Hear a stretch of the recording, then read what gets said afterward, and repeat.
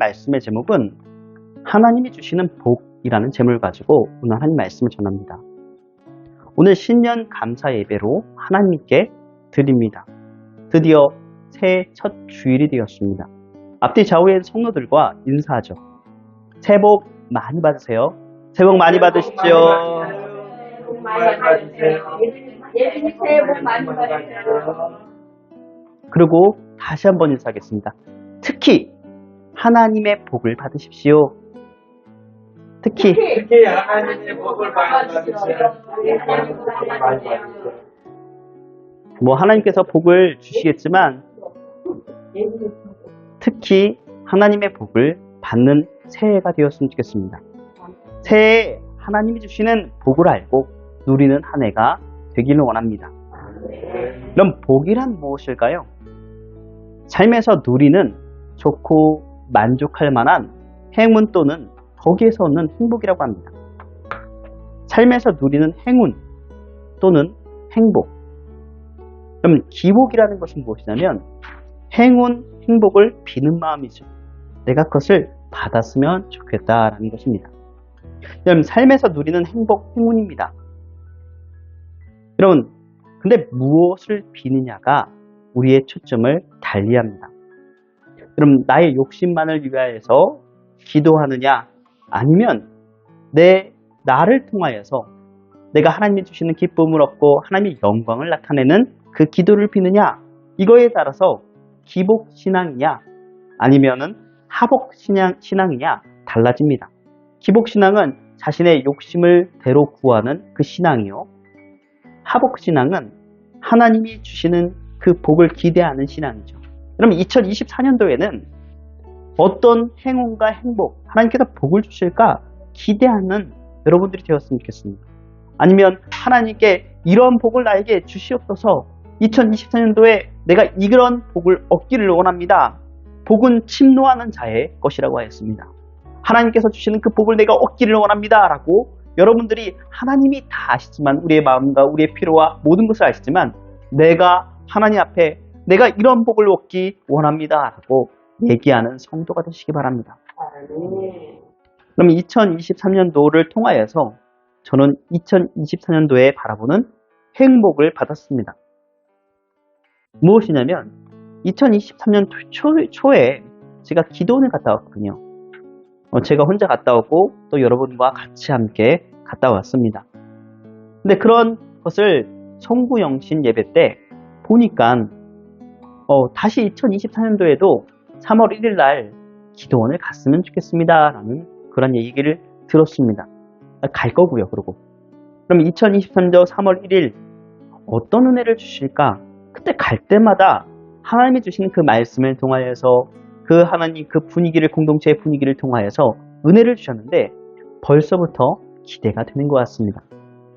기도원은 강남금식 기도원으로 가는데요. 어떤 기도원이냐 하면 어떤 의미에서는 부모님이나 저나 아니면 모든 우리의 집안이라면 여기 있는 사람이라면 조금 고향과 같은 기도원이 아닌가 생각됩니다. 어렸을 때부터 부모님과 그쪽으로 다녔고 대학교, 대학원을 혼자 다녔고 그쪽으로 또 지금은 오산 세격교회 이름이 쓰니 그것을 통하여서 또 그 기도원에 가서 예배를 드리고 설교를 들으며 하나님의 은혜를 받으러 갑니다.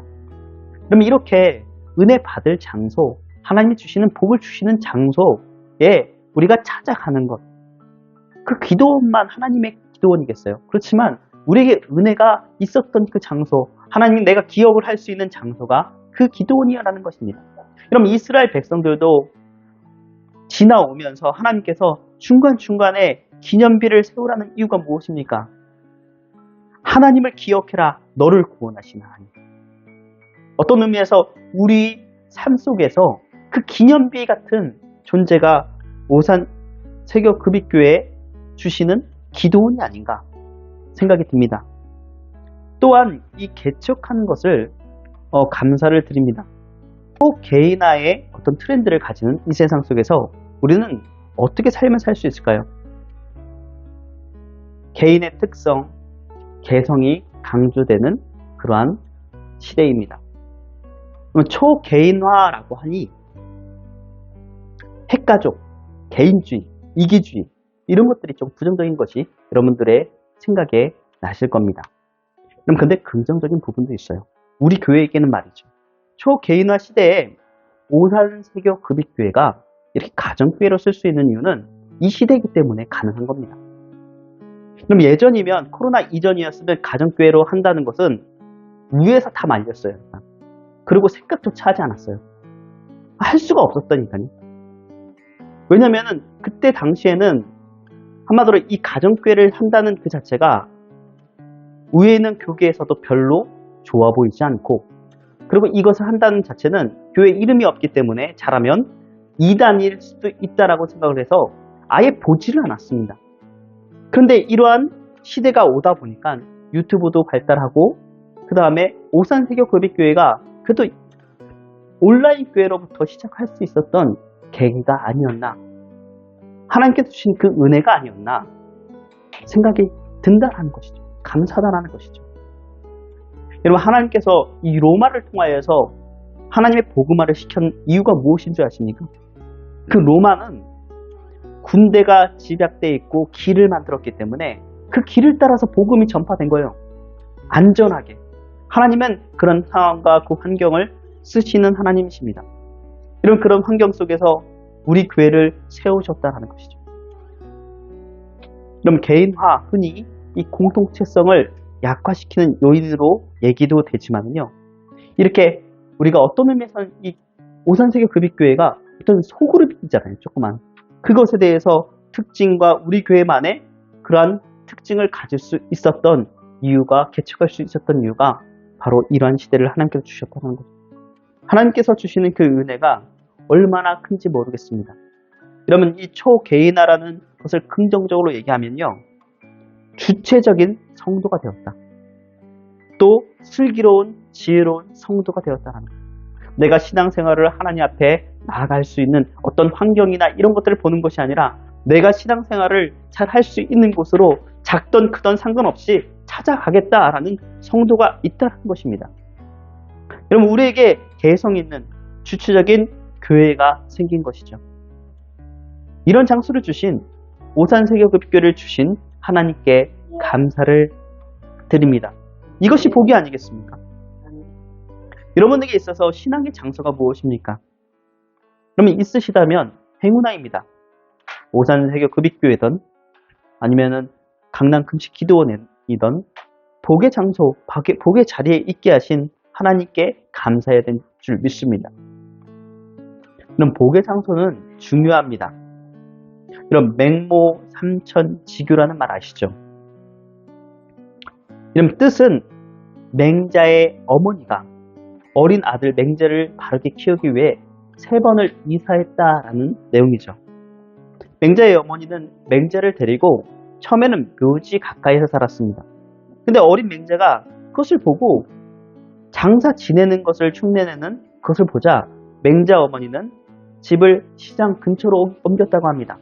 그랬더니 어린 맹자가 거리에서 물건 파는 것을 보고 계속 물건을 파는 흉내를 냈더랍니다.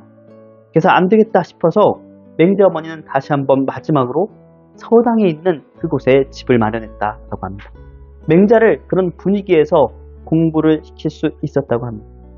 그만큼 인간은 환경에 지배적인 영향을 받는 존재입니다. 우리가 이러한 환경을 통하여서 우리가 자녀를 어떻게 키우고 어떠한 분위기의 삶을 살아가야 되는지 우리는 알아야 되는 줄 믿습니다. 어떤 의미에서는 저의 자녀인 예빈이가 이곳에 있는 그런 분위기를 있는 것이 집도 아니고 교회도 아니고 헷갈릴 수도 있지만, 그런데 가장 중요한 것은 집이 교회니 그 분위기에서 교육을 받을 수 있었다는 것이죠. 우리는 무엇을 생각하던 부정적인 그런 것들을 생각하는 것이 아니라 긍정적인 것을 생각해야 될 줄 믿습니다.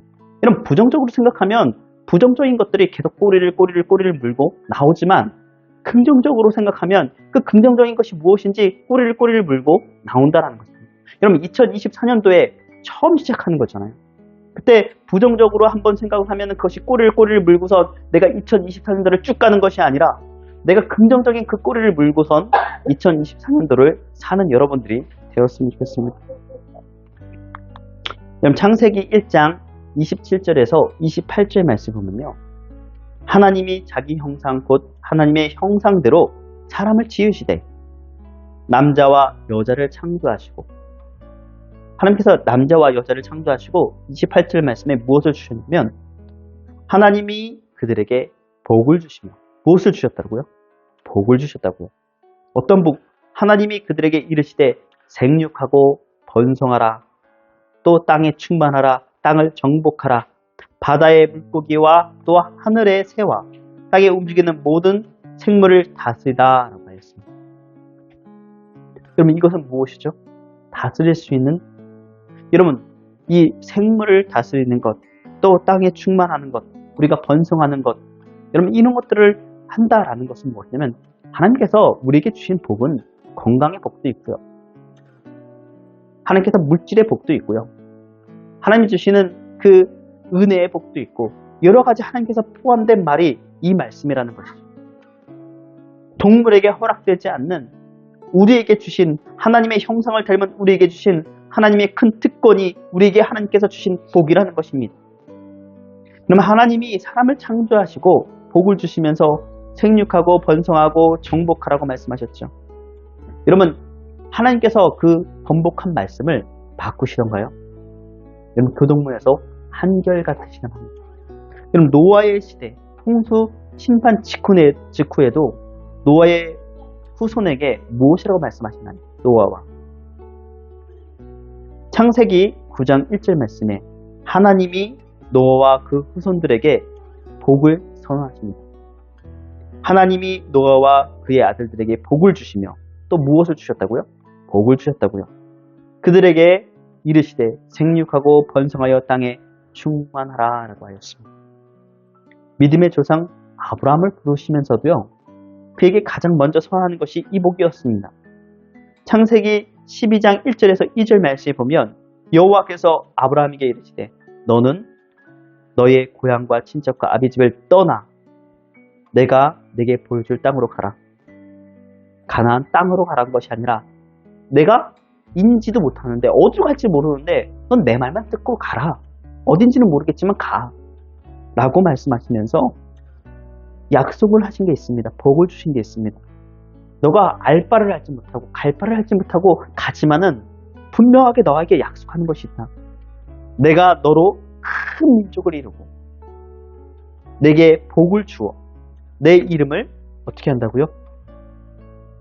창대하게 하라. 너는 복이 될지어다. 너는 복이 될진다. 복이라 라고 얘기하고 있습니다. 그럼 이것은 굉장한 복이죠. 갈 바를 알지 못한다는 그 시대는 어디를 가다, 한마디로 하니까 외부인으로 가다가 다른 땅에 침략해서 죽어도 할 말이 없는 그런 곳입니다. 자기 땅이 아니라면 어디를 가든지 위험한 땅이에요. 그 주변에 거진 도둑을 만나도 이상치 않는 그런 땅이 그 땅이었습니다. 그 위협에서 하나님께서는 반드시 너를 보호하고 지켜주실 것이라고 말씀하시는 복입니다. 이렇게 복이, 환경이 중요하고 장소가 중요합니다. 그러면 어떤 장소냐면요, 하나님이 임재한 장소여야 합니다. 여러분이 어디에 있든지, 어디에서 여러분들이 있든지 항상 함께 하시는 하나님의 임재하시니 그 장소가 바로 복된 장소인 거죠. 우리는 성도는 성경이 말하는 이러한 복을 적극적으로 우리가 추구해야 됩니다. 얘기하잖아요. 마치 천국은 침노하는 자의 것처럼 성경의 복, 하나님이 주신 그 약속의 복 나에게 이루어지기를 원합니다. 마태복음 11장 12절 말씀의 세례요한의 때처럼 지금 천국은 침노당하나니 침노하는 자는 빼앗으리라 라고 합니다. 우리는 성경의 복을 적극적으로 구해야 합니다. 구하는 것 중에 하나가 영성, 즉 경건이죠. 우린 영적인 사람이 되어야 된다는 것입니다. 여러분, 성도가 하나님이 주시는 복을 추구하고 그 복을 받아 누리는, 그게 원하는 이유가 무엇이냐면요, 하나님의 살아계심을 드러내고 예수님의 십자가의 복음을 전해주고 주님의 사랑을 실천하는 도구가 되기 위해서라면, 즉 그 복을 받아 주님과 복음과 교회의 영광을 드러내려고 한다면 하나님께서 자연스럽게 여러분들에게 복을 주는 그 건강과 물질과 모든 것은 따라온다는 사실을 여러분들은 잊지 말아야 합니다. 사랑하는 여러분 그래서 그러잖아요. 여러분, 나의 기도도 중요하지만 너희는 먼저 어디 나라와? 그의 나라와 그의 뜻을 구하라. 여러분, 그 이유가 무엇인지 알아요? 하나님께서 여러분들에게 복을 주시려고 하는 것이죠. 너의 욕심만 위해서 기도하는 것이 아니라 하나님 나라를 위하여서 기도하면 내가 그것은 챙겨줄게, 걱정하지 마라 라고 하시는 하나님의 음성이나 마찬가지라는 것입니다. 사랑하는 여러분, 영적인 복이든 육적인 복이든 신령한 천국의 복이든 이 세상의 물질적인 복이든 나는 그것을 초월하여 산다라고 말하는 것, 이것이 과연 옳은 일일까요? 나는 물질 같은 거 필요 없어요. 그렇지 않습니다. 도리어 적극적으로 여러분은 구하셔야 됩니다. 그것이 있어야 된다는 것이죠. 그것이 있어서 나 자신도 풍성해지고 선교도 하고 모든 것이 복의 통로로 사는 것이 주님과 교회와 이 땅을 섬기는 여러분들의 사명입니다. 하나님이 주신 복을 그렇게 주셨잖아요. 너는 그 땅을 정복하라, 다스리라. 그럼 그 물질도 하나님께 정복해야 될 것으로 주신 거잖아요. 그렇다면 여러분들은 성경에서 말하는 이 복을 받아 누리는 사람이 어떤 사람일까요? 누가 언제 지었는지는 정확하게 알 수 없지만 이 시편 128편은 그 앞에 쌍둥이 시편이라고 해서 127편과 128편, 오늘 본문이죠, 같이 함께 들어갑니다. 그럼 127편은 하나님께서 함께 하지 않으면 인간의 수고가 헛됩니다. 아무리 노력을 해도 하나님이 함께 하지 않는 것은 그 인생은 수고가 헛되다라고 하고 있습니다. 그러고 말하면서 복은 하나님께서 오는 것이다 라는 주제를 전하죠. 반면에 128편 오늘 본문은 하나님을 경외하는 자가 누릴 복에 대해서 노래하고 있습니다. 하나님과 함께 한다면 우리는 하나님을 경외하여서 하나님이 주시는 그 복을 누리는 자가 되길 원합니다. 하나님의 복을 누릴 수 있는 사람은 누구입니까? 오늘 1절 말씀에 여호와를 경외하며 그의 길을 걷는 자마다 복이 있도다. 여기에서 경외한다라는 것은 두렵고 떨린다라는 말이죠. 하나님을 두려워한다는 얘기입니다. 어떤 공포물을 봤을 때 무섭고 떨린다, 그것이 아니고요. 하나님께서 주신 그 거룩함을 봤을 때 내가 내 자신이 하나님, 나는 어쩔 수 없는 인간인가 봐요. 두렵고 떨립니다. 그러나 하나님 나를 도와주시옵소서. 그 하나님을 경외하는 마음, 하나님 도와달라는 그 마음이 있어야 된다는 것이죠. 여러분, 경외라는 것은 어떤 추상적인 개념이지만 성도는 하나님을 경외하는 것, 그것을 하나님의 그 뜻 안에서 자신의 삶을 구체적으로 하나님 앞에 내보여야 한다는 것입니다. 내 생활에서 하나님의 그 살아계심을 인정하는 자가 되어야 된다는 것이죠. 하나님 말씀을 듣고 순종하고 그것을 내 마음을 드리는 것이 하나님께서 원하시는 그 길입니다. 이것이 1절 길이라고 얘기하잖아요. 하나님의 길, 하나님이 원하시는 그 뜻을 걷는다라고 표현하고 있습니다. 하나님을 경외하는 사람은 성경의 방식대로 하나님의 뜻을 따라서 사는 사람이라는 것이죠. 그리고 그렇게 살 때 오늘 본문은 뭐라고 약속합니까? 여호와를 경외하는 자는 복이 있다라고 약속합니다. 오직 하나님을 경외하는 사람만이 성경의 약속을 누릴 수 있고 복을 누릴 수 있다는 거죠. 그러면서 2절부터 여호와를 경외하는 사람은 어떠한 복을 누리는지 우리에게 구체적으로 얘기하고 있습니다. 첫 번째, 우리에게는 일하는 복을 주셨습니다. 하나님을 경외하고 그 뜻대로 사는 사람을 받는 첫 번째 복은 내가 내 손이 수고한 대로 먹을 것이라. 내가 복되고 형통하리로다 라고 얘기하고 있습니다. 그러면 사람이 수고할 일과 직장이라는 것, 그리고 수고할 건강이나 여건이 된다는 것, 자신이 수고한 대로 거두는 것 결코 쉽지 않다는 것은 여러분들이 알고 있지 않습니까? 살다 보면 남 좋은 일을 하는 경우도 또 많고, 그런데 수고한 대로 먹는다는, 수고한다는 그 건강을 챙긴다는 그 자체가 우리에게 복이 아니겠습니까? 열심히 벌어도 쌓아놓아도 사기를 당하거나 강도를 당하거나 도둑에게 탈취당할 수 있는 그런 상황이고, 또 학생이 아무리 열심히 공부를 해도요, 그 시험 보는 날 아파가지고 들어 눕는다면 공부가 허사가 될 수 있는 상황입니다. 그러나 여러분, 하나님은 자기를 경외하는 그 말씀대로 사는 자에게 그 사람의 수고하여 일한 대로 열매를 거둘 수 있도록 하시는 하나님의 복을 주셨습니다. 사랑하는 여러분, 자신이 수고한 대로 거두고 소유하고 누릴 수 있는 사람은 어떠한 사람이라고 하였습니까? 하나님의 복을 누릴 수 있는 사람은 대체 어떤 사람입니까? 그는 하나님을 경외하고 그의 뜻대로 행하는 사람입니다. 그러므로 여러분, 더욱 더 여러분은 하나님을 경외하고 일과 직장과 사업에 어떠한 복을 누리시기 바랍니다. 두 번째, 하나님은 가족의 복, 가정의 복을 주셨습니다. 하나님을 경외하는 자들은 단 두 번째 복은 가정의 복이죠.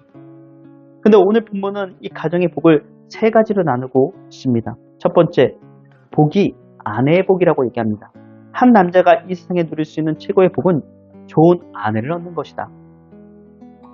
이 아내의 복은 오늘 본문에 뭐라고 합니까? 3절에 내 집 안방에 있는 내 아내는 결실한 포도나무 같으며, 시편 저자는 여호와를 경외하는 아내는 결실한 포도나무에 비유하고 있습니다. 그럼 이스라엘에서 가장 흔한 또 귀한 유실수는 포도나무와 감람나무, 올리브나무라고 하죠. 이스라엘 사람들은 이 두 나무를 큰 기쁨과 만족을 얻으며 살았습니다. 그것이 먹을 것이라는 것이죠. 그런데 여러분, 사실 포도나무 그 자체는 약하여서 버팀목으로도 사용할 수 없고요. 다른 곳에 의지하여서 자라날 수 있는 것이 포도나무입니다. 그리고 제멋대로 자라나고 그 모양도 그렇게 아름답지 않습니다. 여러분, 이런 포도나무가 아름답고 귀하게 보이는 것은 언제입니까? 결실을 했을 때, 포도송이가 주렁주렁 달고 있을 때입니다. 결실한 포도나무는 너무나 아름답고 귀하게 보입니다. 오늘 본문이 결실한 포도나무라는 그 표현을 말하는 것은 1차적으로 자녀를 많이 출산한 경우를 말합니다. 자녀의 복이라는 얘기죠. 포도나무가 주렁주렁 달린다는 그 포도나무의 모습과 같습니다. 자녀가 있다는 것 그 자체, 여인에게 큰 복이고 훌륭하게 잘 키우는 것도 그것이 복이라는 거죠. 그럼 마치 모세를 양육한 요게벳과 같이, 처메를 잘 키운 한나와 같이, 여러 가지 약점에도 불구하고 솔로몬 왕을 키운 밧세바와 같은, 또 디모데를 잘 양육한 윤유에 같은 분이 바로 결실한 포도나무라는 것이죠. 그러면 이들의 장점이 무엇이죠? 환경과 모든 것이 다르지만 하나님을 그들에게 잘 가르쳤다라는 것이죠.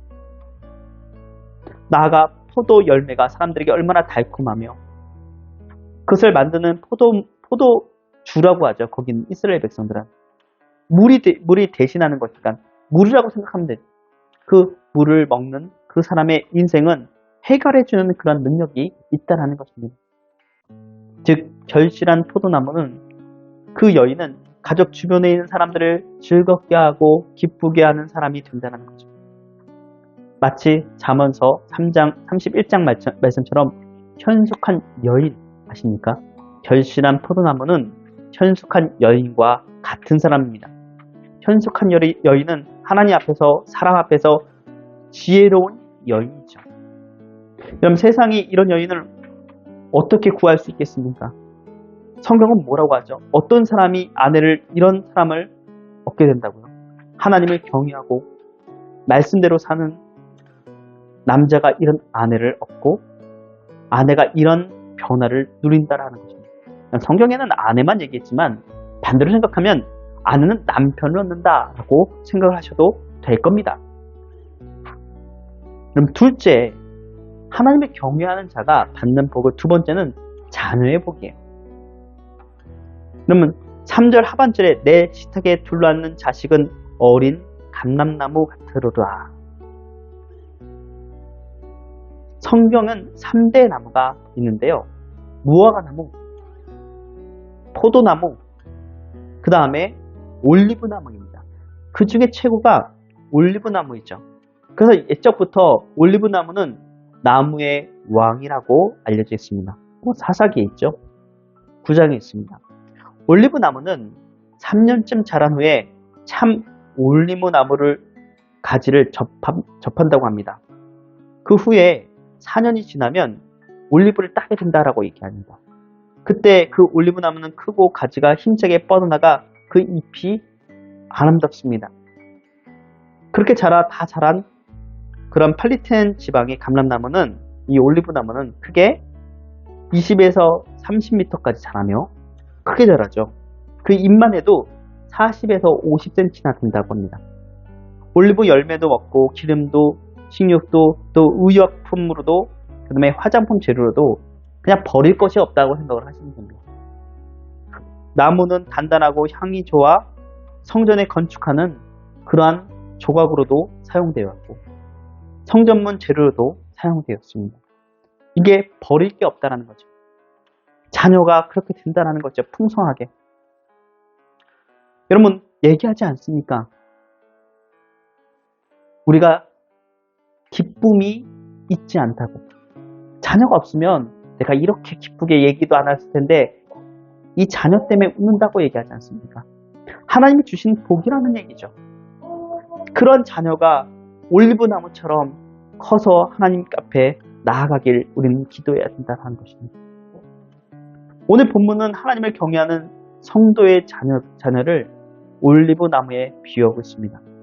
그 부모가 하나님을 경외함으로써 그 자녀가 건강하고 장수하며 풍요를 누리고 기쁨을 누리고 존귀를 얻는다라는 말씀입니다.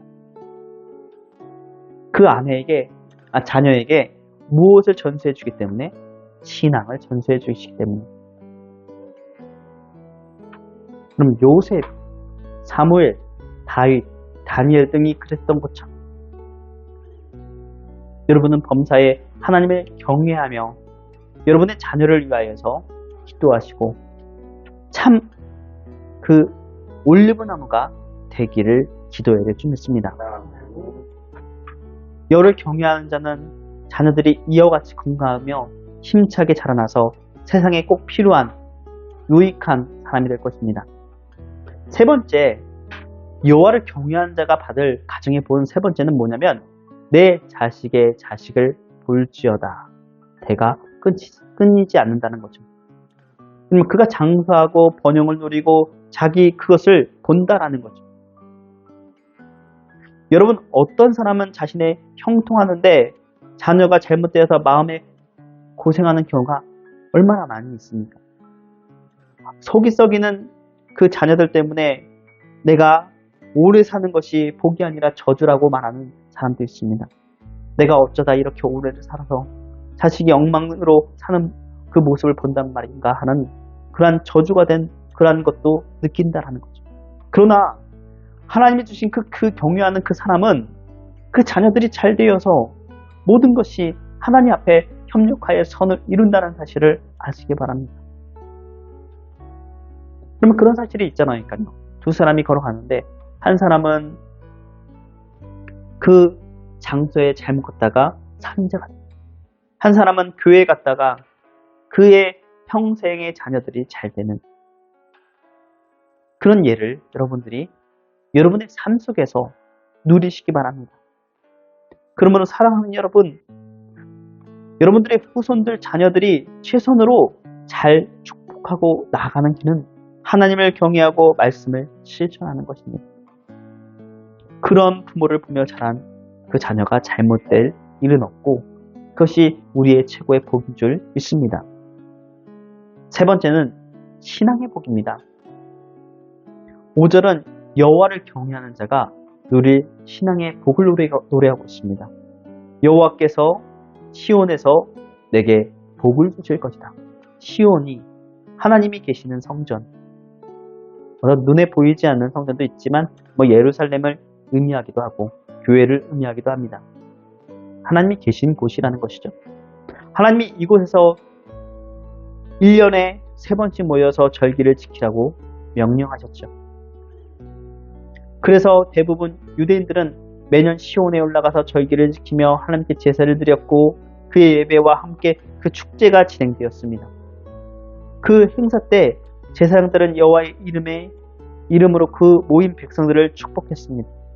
그러므로 시온의 축제는 하나님의 축복을 받는 그런 축제였습니다. 이와 같이 시온의 축제에 참여하는 것은 주님이 주시는 복을 받고 누리는 기회였습니다. 오늘날도 마찬가지입니다. 하나님이 오늘도 거룩한 주의 교회에 와서 하나님께 예배하는 성도들에게 복을 주신다라는 것이죠. 그 복을 어떤 면에선 여러분이 믿고 바라는 그 복입니다. 예배하면 하나님께서 복을 보시기에 원하면 하나님이 볼 것이고 성령 충만하기를 원하면 성령 충만하게 해주실 것이고 여러분이 구한 것을 하나님께서 그것을 받게 해주신다는 것이죠. 여러분의 문제가 무엇입니까? 어떤 육체적인 질병이 있습니까? 아니면은 건강에 문제가 있습니까?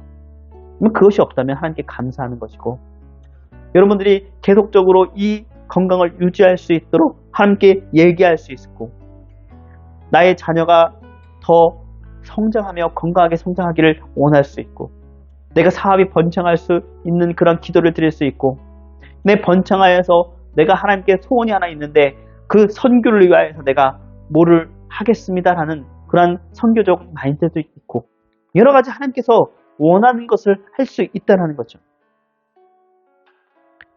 여러분 하나님께서 주시는 그 복은 교회를 통하여서 예배를 통하여서 하나님이 주시는 그 장소를 통하여서 이루어진다는 사실을 믿으시기 바랍니다.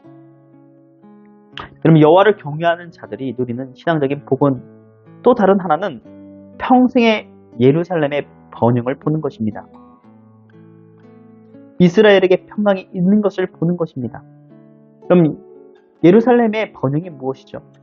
구약시대의 이스라엘에게는 예루살렘의 번영은 이스라엘 나라가 태평성대를 이루는 것이었지만 신약에 와서는 예루살렘의 번영은 하나님 나라의 확장이요 주님의 복음을 전하는 그 하나님이 모든 것을 통치하시는 하나님을 찬양하는 그런 곳이 바로 하나님 나라를 확장하는 일입니다. 그러면 오산세교 금익교회가 그런 확장에 참여하는 자가 되었으면 좋겠습니다. 그리고 이스라엘 평강은 무엇이죠? 교회가 평안할 때 그 안에서 신앙생활하는 성도도 평안하게 됩니다. 그렇지 않습니까? 여러분 교회가 아무리 크다고 해도 거기 분란이 있으면 그곳의 성도들은 불안에 떨 수밖에 없죠. 아무리 작다 할지라도 그곳에 평화가 있다면 그 안에 있는 성도들은 행복과 기쁨과 행운과 하나님 복을 맞이하게 된다는 것이죠. 그럼 복이 무엇이라고 했어요? 행운과 행복이라고 했죠. 하나님 주시는 그 행복이 평강이 우리에게 이루어진다는 것입니다. 주님을 경외하는 이들은 이같이 주님의 나라가 왕성하게 나가는 것, 주님이 주시는 그 교회의 부흥을 보게 될 줄 믿습니다. 말씀 맺겠습니다. 하나님을 경외하십시오. 그리고 하나님의 길을 가십시오. 그러면 오늘 성경이 약속한 모든 복이 여러분의 것이 될 것입니다. 여러분이 이 삶을 살 때, 하나님이 원하시는 삶을 살 때 여러분의 길을 인도하여 주시고 보호하여 주시고 성경의 약속을 놀라운 하나님의 역사를 내가 보게 되고 하나님 주시는 그 번영과 평강이 나에게 이루어질 줄 믿습니다. 하나님 주시는 복 2020년도에도 받는 오산세교 금익교회 성도들이 다 되시기 바랍니다.